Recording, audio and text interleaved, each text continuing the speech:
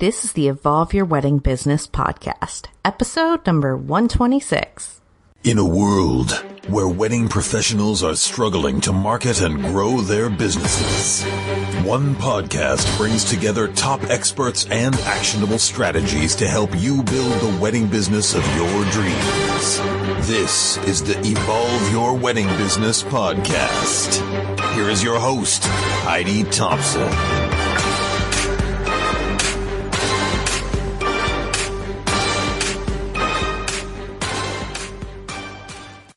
Hey there, and welcome to the podcast. I'm your host, Heidi Thompson, and if this is our first time meeting, hi, thanks for listening. I help wedding professionals like you grow their businesses without going crazy in the process, and that crazy part is what I wanted to talk about today, because recently I experienced a bit of burnout in my business. I started to feel really burnt out, and because this isn't the first time it's happened, I know how to recognize it and I know what works for me in terms of getting back on track, but as well as preventing it from happening again or delay that as much as possible, because this kind of thing just seems to happen. So I wanted to really talk about this and share with you what it looks like so that you can identify it when it happens to you.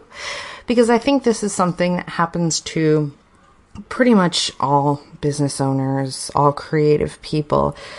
And it's, our gift and our curse, that we're all ambitious and we're all creative and we're excited to do the work that we love doing. But, of course, if you eat 1,000,000 donuts, you're going to want to throw up. If you do too much of a good thing, it's gonna suck. So there's a lot of science behind this, but I won't get too into that. But when it comes to the feeling I'm trying to describe when I say I'm feeling burnt out, what I'm saying is that I felt drained emotionally, physically, creatively. So that is a very common symptom of burnout. You're exhausted all the time. And I started seeing a new doctor recently, a new psychiatrist, and he had me map my sleep, which is something I've honestly never done before. I've never really had sleep issues, so it's not really been an issue for me, but he wanted me to start keeping track of how much I was sleeping. And I noticed, and this is already after I kind of realized I was starting to feel burnt out, that when I looked at this grid that I was tracking my sleep on, I went from 7 hours, 8 hours, 8 hours, 7.5 hours, 8 hours, 8.5 hours to 12 hours. And it's not that I was feeling depressed, because as someone with bipolar disorder, I know what that feels like. I know what to look out for. This wasn't that. This was just a absolute sheer exhaustion. And I felt unable to make decisions, possibly because of the exhaustion. I struggled to focus on things.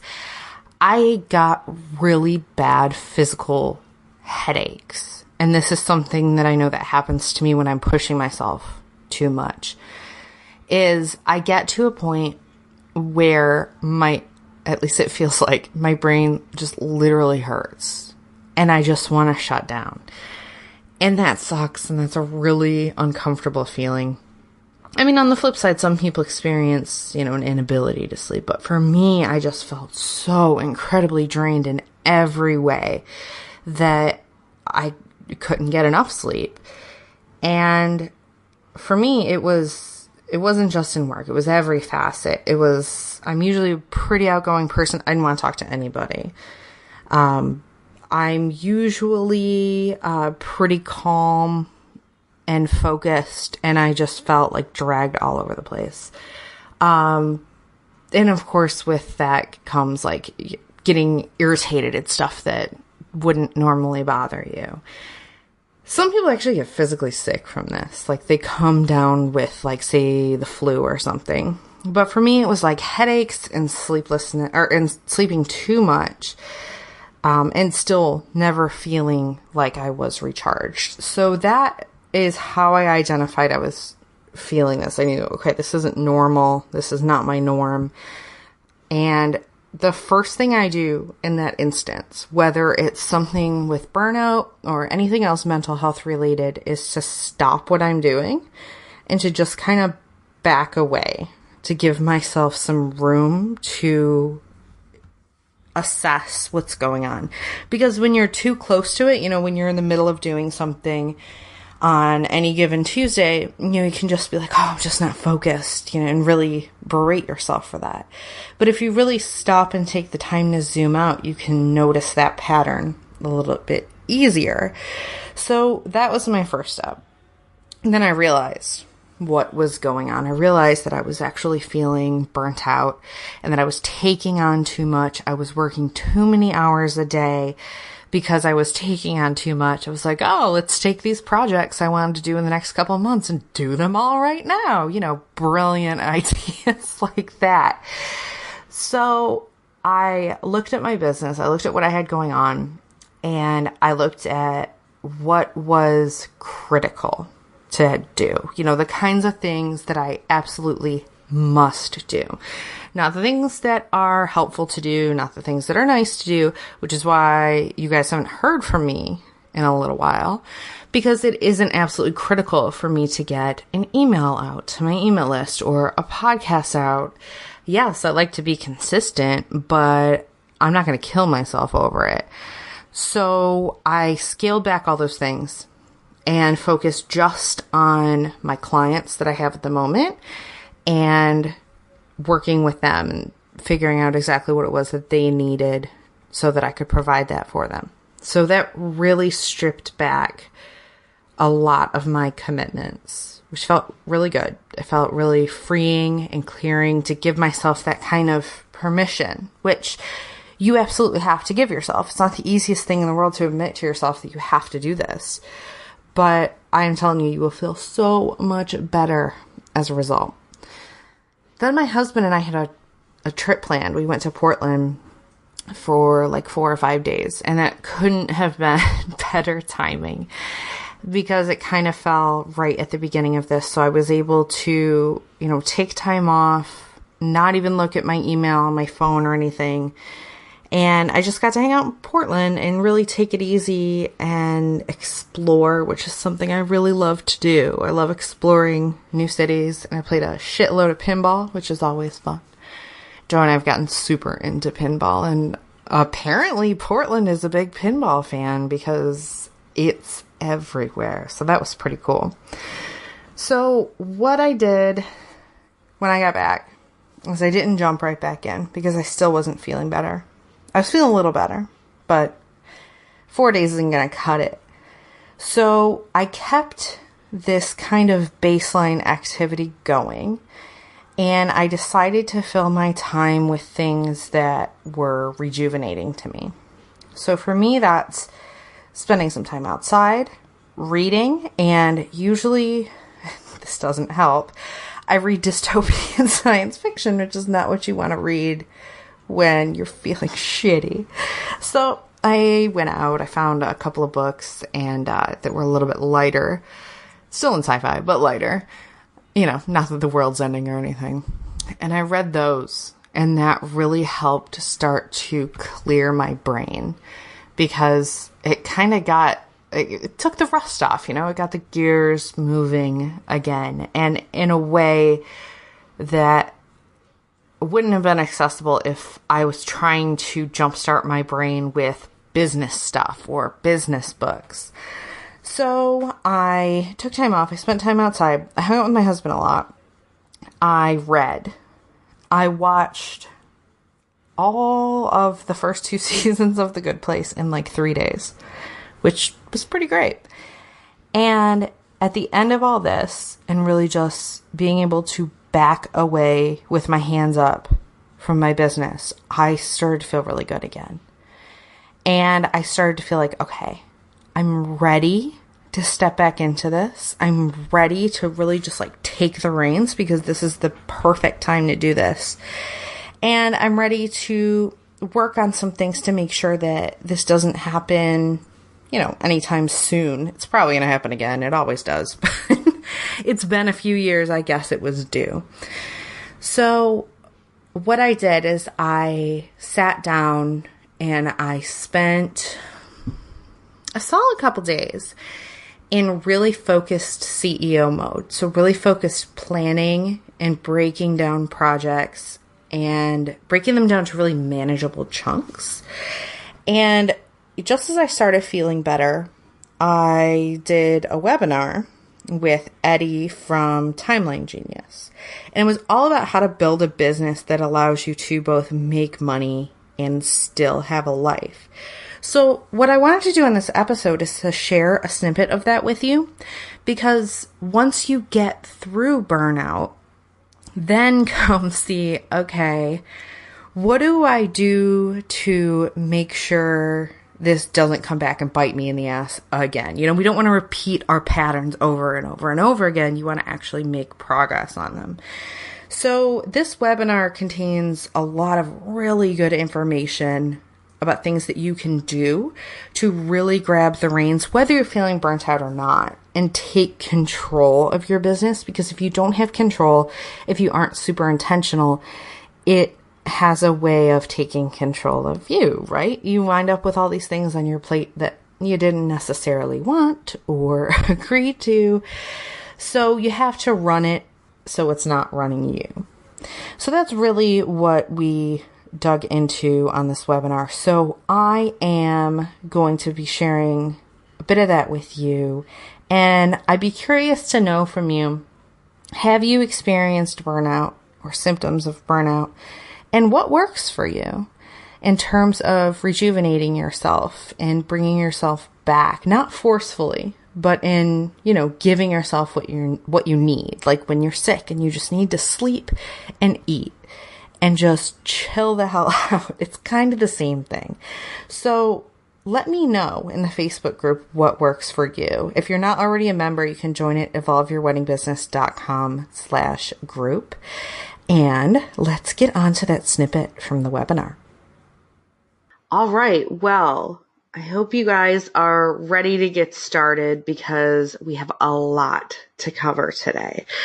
So if anything comes up for you, if you have any questions, just pop them in the chat box and we'll be sure to answer them. But today, as you know, we're talking all about how to build a business that gives you real profits and work-life balance. You don't have to choose one or the other. And be sure to stick around to the end because we have an awesome bonus for you that you are not going to want to miss. So first things first, I should introduce myself in case we haven't met. My name is Heidi Thompson, and I help wedding professionals grow their businesses without going crazy in the process. My business is Evolve Your Wedding Business, and I have a podcast by the same name. And I work with these wedding professionals in my membership, which is called the Wedding Business Collective, and it is a combination of coaching and courses and resources and trainings and everything you need to grow your business in one place. Somewhere else you might know me from, of course, is Eddie's podcast, but you might also know me from my book, which is called Clone Your Best Client. So if you've picked up a copy of that, thank you. Awesome. I hope it's working really well for you. So tell me this. Does this sound like you? And don't be shy, because I'm pretty sure this is everybody. You're passionate about your work. You absolutely love what you do. You pour your heart, your soul, your all into delivering an amazing service for your clients. Yet, you're not making the profits you deserve, and you're working much harder than you should. It feels like you're pouring so much of yourself into this business and you're not getting as much out of it as you would like, or as you would expect, that you feel that you deserve for the value you're providing. So let us know in the chat if that sounds like you. Brooke's going to keep me posted on that. But if that does sound like you, and maybe you don't feel like that all the time, maybe it's just sometimes. Either way, you are in the right place. So here's the thing. You are not going to be able to fix this situation by working harder. That's what seems like the logical thing to do. But like so many things in business and in marketing, it's very counterintuitive. Working harder is just going to dig you further into overwhelm, into burnout, and it's not necessarily going to raise your income. So let's focus on designing a business with a CEO mindset so that it actually gives you both freedom and prosperity. And if you're thinking, well, I don't have both of those right now, I want you to know, first of all, you're definitely not alone. A lot of people are saying yes. Bree says yes. Dorothy says, yep. You are not alone, and this has to be a conscious choice. Nobody starts a business and it just turns out that it gives you a ton of freedom and prosperity. It has to be an intentional choice. So I want to walk you through the wedding business evolution roadmap, and I'm curious to know where you fall on this. I find that wedding business owners typically fall into one of these three categories. And it's a roadmap because most everyone starts here. The wedding professional. Craft comes first. You're really focused on the craft. It just so happens that you also have to have a business in order to practice your craft. So the business is really more of an afterthought. You might have a build it and they will come mindset, which only works in Field of Dreams.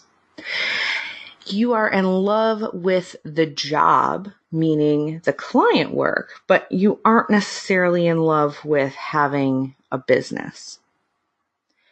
And the wedding professional sees herself as a freelancer doing a job and struggling to do the work she loves. There's somewhat of a starving artist mentality here. And the wedding professional is not strategic about marketing and business activities. It's sort of a panic that comes over the wedding professional when they realize, oh God, I haven't posted anything on Instagram. I need to post something. What do I do? What do I post? There's no plan. There's no strategy. So they're coming at it from a place of just trying to keep the wheels from falling off. This is pretty much where everyone starts. I rarely meet someone who skips this stage. So if you're in this stage, let us know, and don't be ashamed of that. There's nothing wrong with that. You have to start somewhere. But what comes next is the wedding business owner. And I name it this because I feel like business owner is quite a passive term. It's not a thing you do, it's a thing you own. But the wedding business owner takes the time to learn about marketing, sales, and business and starts to work on improving those instead of just waiting for someone to come along and hire them. They have more of a, what's the word I'm looking for? Can't think of the word, but they are in the take charge kind of mindset where I'm going to go find clients. I'm going to bring clients to me. I'm going to find ways to get better at this. The business owner pays attention to their profit and may decide to raise their prices because they may find that they are paying themselves very little once they actually run the numbers. The business owner doesn't just work in their business. I want to make this differentiation. Working in your business is doing the client work. It's doing the job that you're hired to do. But the wedding business owner also works on their business, which means that they are working on developing the business further so that they can continue to grow. This is going to include activities like marketing, business development, education. They typically start to make the shift to a gradual evolution mindset as like, I'm getting better, always getting better, versus a succeed or fail mindset. I find people in the wedding professional category when you're just starting out, because this is all new to you. Nobody just knows how to run a business. It's succeed or fail. It either goes awesome or you're a total failure and you're the worst person ever and you beat yourself up about it. And the wedding business owners getting to the point where they're starting to feel overworked and like there aren't enough hours in the day. The third stage is the wedding business CEO. And this CEO has a vision for the business and where it's going. She is the queen bee calling the shots, not only for herself, but also for the worker bees. Even if you're the only worker bee in the hive, if you're both the queen bee and the worker bee, you still have to call the shots, and we'll get into that. The CEO outsources the things that anyone can do to free her up to do the things that only she can do. So we'll get more into outsourcing, but this could be things like, I'm not going to do my own bookkeeping anymore. I'm not going to do my own website updates anymore. Things like that are taking up your time and taking time away from growing the business and doing the work that you really want to be doing and working with clients. The wedding business CEO is intentional and says no to things that aren't in line with her goals. And this is not the easiest thing in the world. This is a muscle that you have to strengthen over time. She knows that the key to earning more money is not necessarily working more hours. And she designs a business to fit the life that she wants to have. It's that intentionality that I started off with. And she might also be expanding into different streams of revenue. So sure, you can work with clients one-on-one, but there are also plenty of other revenue streams that you could develop. So let's talk about the wedding business CEO mindset, because you can't just work in your business like you have a job. You have to work on your business. When you go to a 9-to-5, when you go to a job, you show up, you do your job, you leave. You don't have to worry about growing the company and making sure that your job continues to exist. Now, you are the only person who can do the CEO work in your business, but other people can do things within the business. And this mindset shift is crucial. In fact, as people get into outsourcing things in their business, they find that other people can do almost everything in the business. And you can teach people to do things your way. So if you think that, they can't do it your way, totally a teachable thing. But you are the only person who can do the CEO work. You are the only person who can decide where you want this business to be, what kind of money you want this business to be making, what you want to take home, what you want, the structure of this business to look like, who you serve, what you offer, what your day-to-day looks like. And I want you to keep in mind that not all activities in your business yield equal results. A CEO focuses on the 80-20 rule, which we're going to get to in just a second. The CEO also recognizes that there is busy work and there is focused work, and that as a CEO, your time is too valuable to spend on busy work. I'm sure we've all done it. The little things that you do in your business, either because they need to get done or because you got distracted and you're kind of playing around on Facebook or Instagram or Pinterest for an hour before you realize, oh my God, I just wasted an hour doing that. That happens. But with the CEO mindset, you really focus in on the most important things to drive your business forward. And by doing this, you have clarity. You don't have to do all the things. You only have to do the things that are most important. So there are 5 main task areas in a business. You have biz development and education. It's what you're doing right now. You have marketing, getting more clients. You have client work, which is what you were hired to do, but as you can see is only 1/5 of this. Customer service and admin. You have to be a lot of people, which is why it is so incredibly important to focus your work, because quite frankly, you of all people do not have the time to be spending in these bottom two categories, the admin, the customer service, what a lot of entrepreneurs refer to as like the $1 tasks or the $10 tasks. You're the CEO. Your time is best spent on the $100 an hour tasks, the $1,000 an hour tasks, the things that are actually going to drive the business forward. So let's talk about the 80-20 rule, because there is really no shortage of things you can do in your business or that you can do to promote or grow your business. But you don't have to do everything. I'm giving you permission right now. If you need it, you don't have to do everything, because not everything matters. Not everything gives equal results. What are your best revenue generating activities? Where are your clients coming from? How are most of them finding you? And if you don't know, I highly suggest referring to your Google Analytics, talking to them, actually asking them how they found you. You know, if they found you through a venue, spending time building that relationship with the venue is well worth your time. But if no one is finding you on Facebook, okay, I can maintain my Facebook page. I can automate that as much as possible, but I'm not going to spend a ton of time there.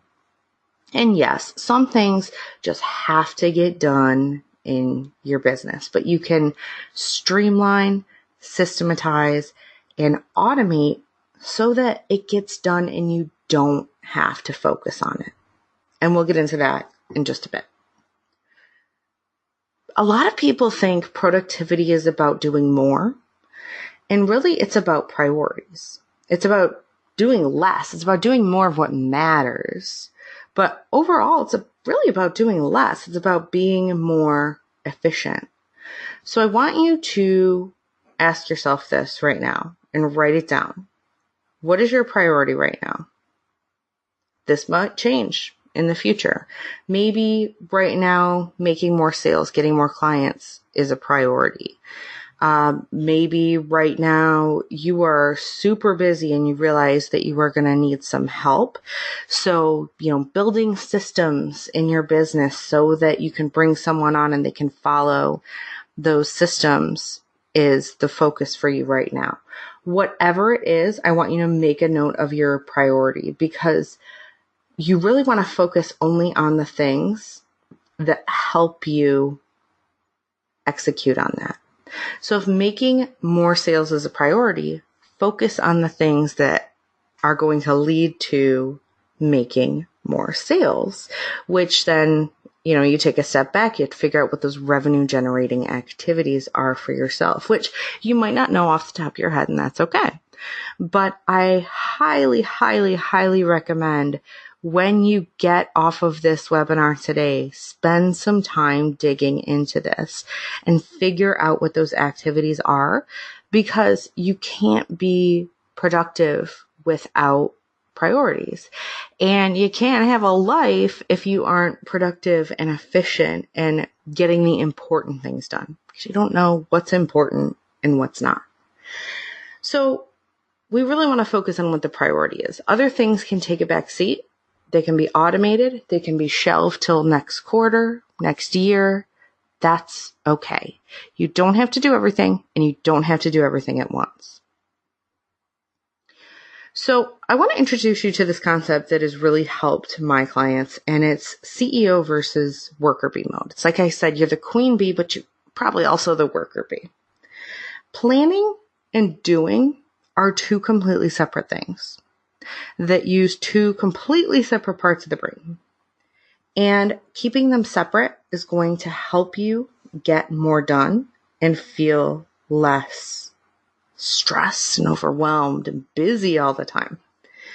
What you have to do, and this is yet another counterintuitive thing in business, you have to slow down in order to speed up. You have to slow down and make a plan as the CEO, as the queen bee, so that you can execute it. And in the end, you get the results. You speed up. Now, CEO mode is for planning the high-level ideas, the goals you have. It's also about planning out your projects and breaking them down into steps to assign worker bee version of you. Really think about this as if, you were in a job and you were the manager, and then you were delegating something to someone and asking them to do it. Or you're in a job and your manager's handing you stuff to do. You have to be both of these people, which is very weird and can be complicated. But if you try to think about it in this way of CEO mode is for planning this out, for planning out projects, breaking down the steps so you can hand them to worker bee version of you, it's going to make your life so much easier. Now, worker bee mode is all about executing the plan and doing the actual work. Separate these two modes and give them each space on your calendar. You have to take time to plan and you have to take time to do, but you cannot plan and do at the same time or it gets all muddled and nothing really gets done the way it should be. It means you're spending a lot more time in your business, which is not what we want. We want to have some balance here, get a normal amount of sleep, go have a life for once. So let's talk about planning your work, because I think what a lot of people do, and I've been guilty of this too, is you just sit down at your desk and you start doing stuff. But when you actually plan out your work, it's so much easier to stay focused so that you get the most important things done. Oftentimes before the end of the day, you don't feel overwhelmed by a to-do list that's just growing and growing and growing because you know what you actually have to do to keep that top priority in mind. So this, which is a little pixelated, is an example of a 90-day plan structure. And I really like 90-day planning for a few reasons. One is that it's less daunting than trying to plan for the entire year.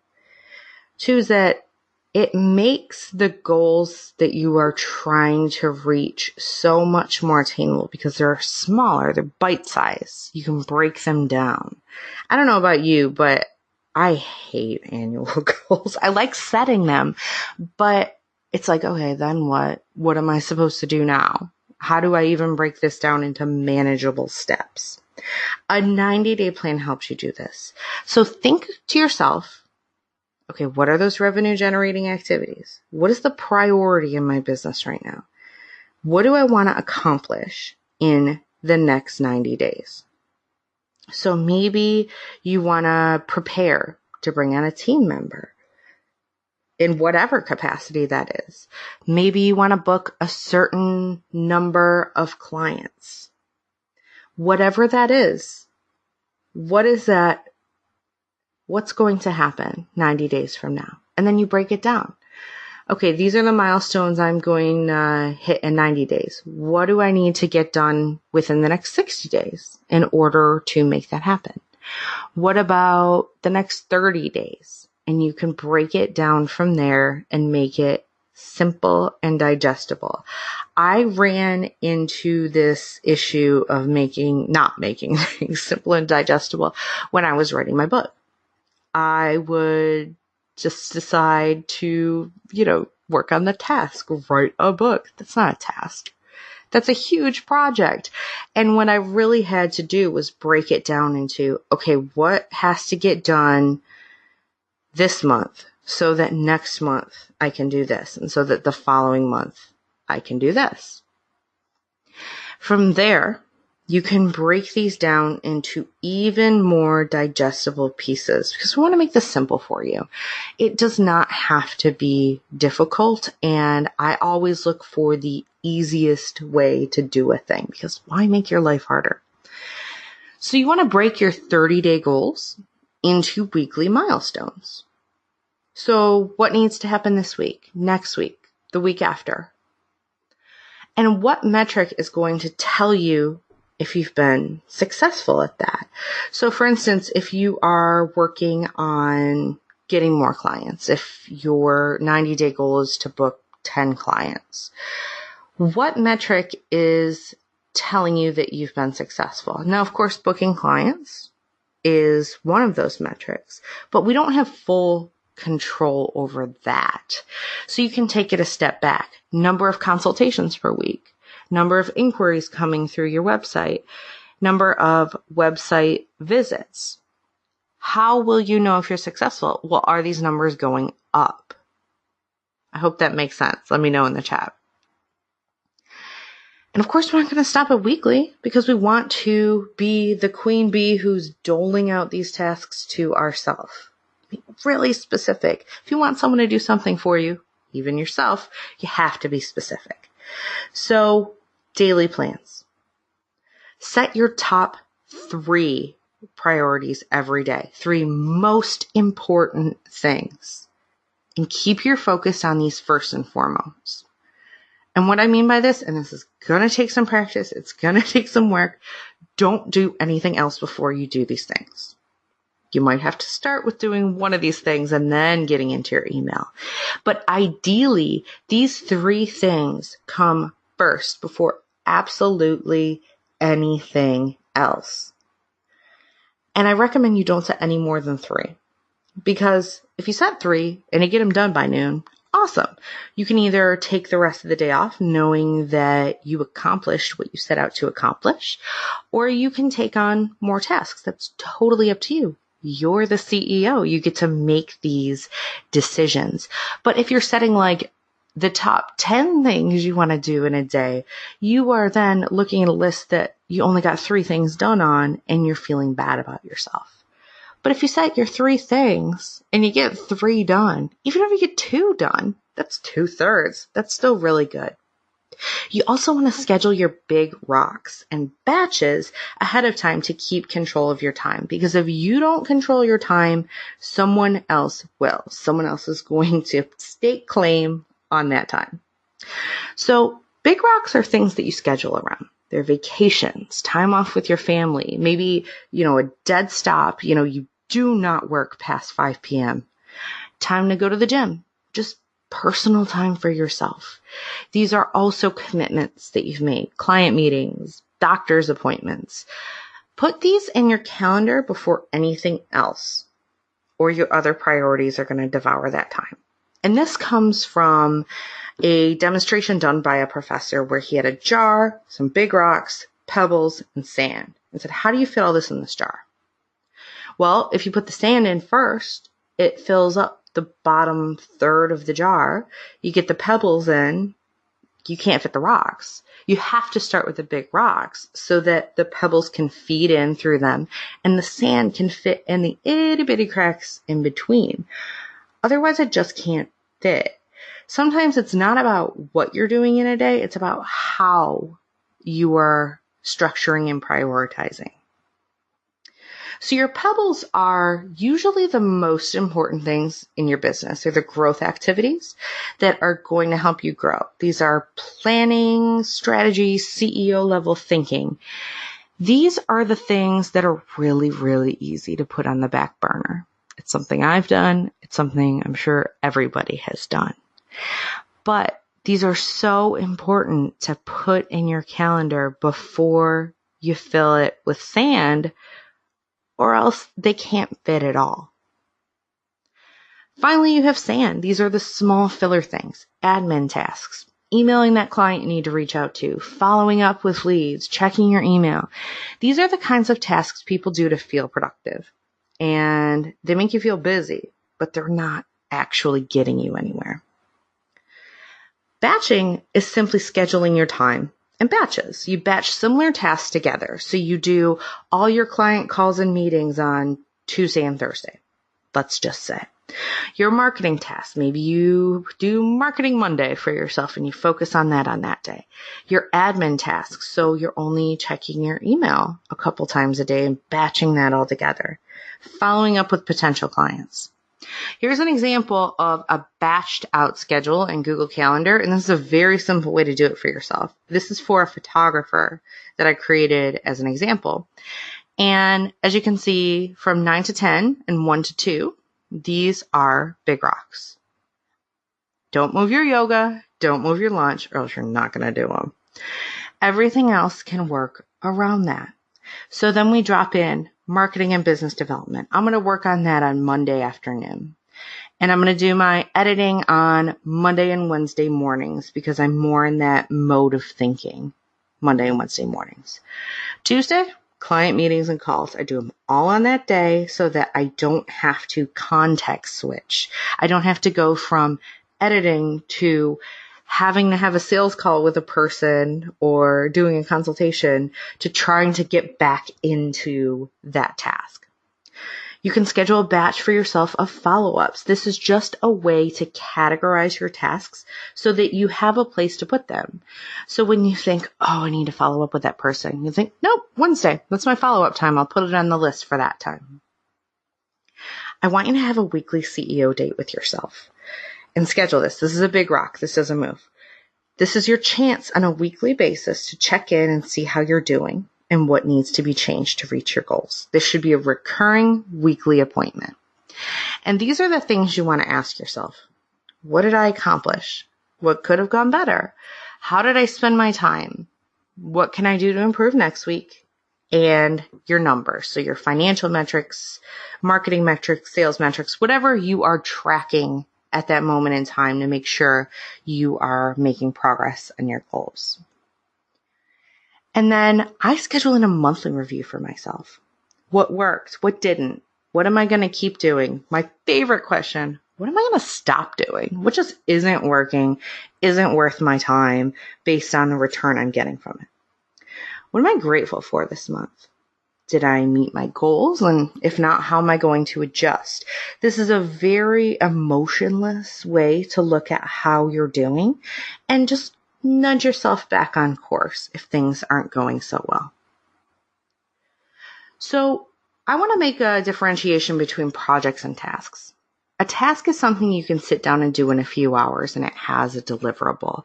This is the only thing you should have on your to-do list. So I said earlier how I was being a dum-dum and putting write a book on my to-do list and then wondering why it didn't get done.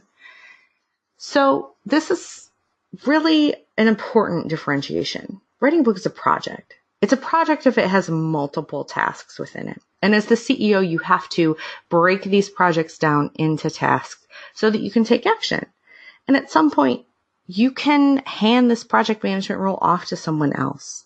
But I do recommend using a project management tool to manage all of your tasks and projects, even if you don't have a team. Sit down once a month, schedule a big rock appointment for yourself, plan everything out so you know what's due, when, and when you're going to be working on it. And systems. Systems are your friend. A lot of people don't like the word systems, but they're really, really simple. It's simply a process for how you do something, and it can be as simple as a checklist. They save you time because you don't have to think about what steps come next or worry about missing something. This allows you to then automate or outsource tasks entirely because there is a step-by-step guide of what to do. And you probably don't think about them as systems, but you do this every day in your life. If you didn't systematize your grocery shopping, you'd be running to the store every time you needed a single item. And all you'd be doing is running back and forth. Systems help you avoid that. So I want to help you get started with systems today.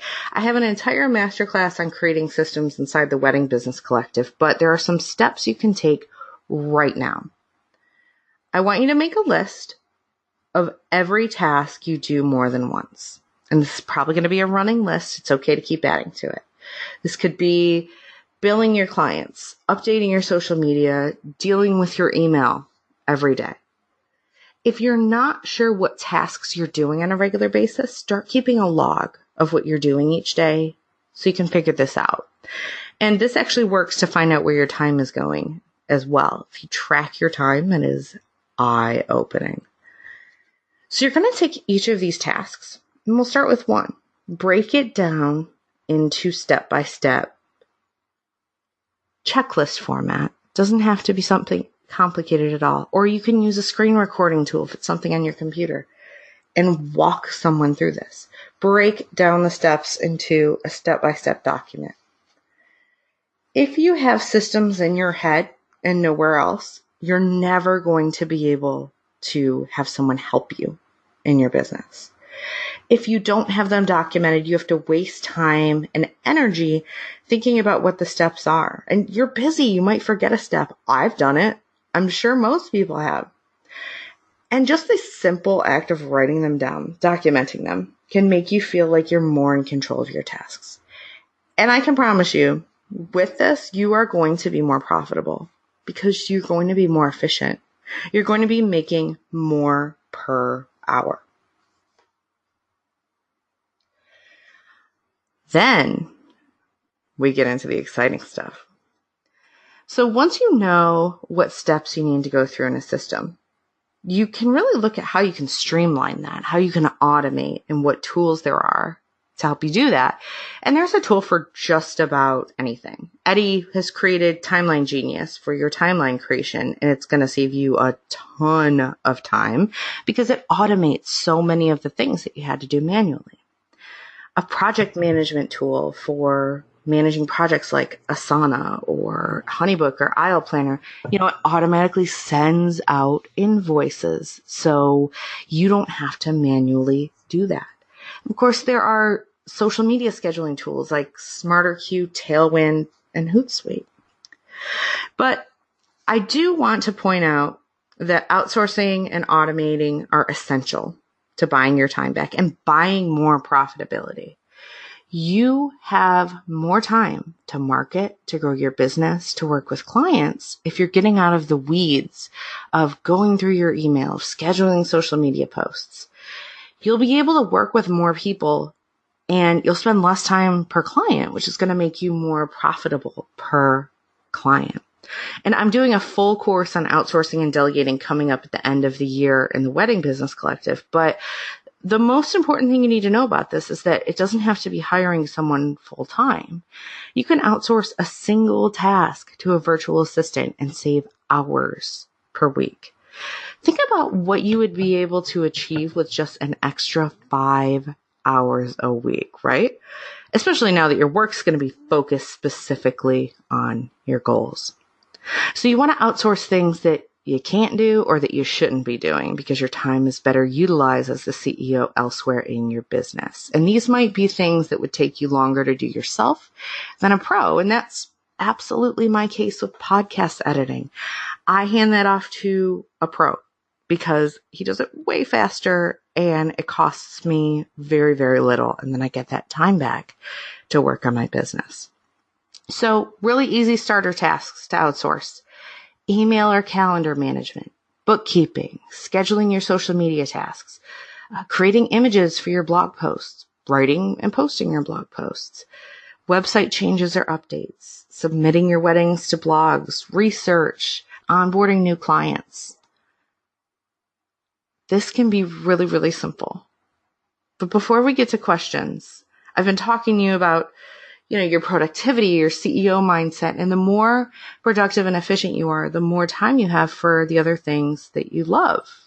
God forbid you have a life and you spend time with your family and your friends. And it also means that as you increase your efficiency, you are able to do more in less time. That means your profits increase. And one of the most critical aspects of having a CEO mindset is having the time to set the vision and create the path for your business. I hope that gives you a little bit of insight on what you can do when you are confronted with burnout and how to actually take action to prevent it from happening in the future. If you enjoyed this episode, I invite you to come join me inside the Wedding Business Collective. It is the place to be if you want to grow your wedding business without going crazy in the process. Inside the Wedding Business Collective, we have over $4,000 worth of courses on everything you can imagine, from productivity to creating a marketing plan to Instagram to Facebook ads to pricing. The list goes on, and the course library is constantly growing to fit the needs of the members. You will also get access to me as your wedding business coach and sidekick, and you can ask questions and get feedback in our incredibly supportive community of creative wedding professionals, or dig into a problem deep with me on one of our group mastermind calls. Now, there's even more than that inside the Wedding Business Collective, so go find out all about it and start your free trial at theweddingbusinesscollective.com. Be sure to use coupon code PODCAST to extend that trial to 14 days. You have got nothing to lose, so go take it for a test drive and see if it's right for you. I'll see you there.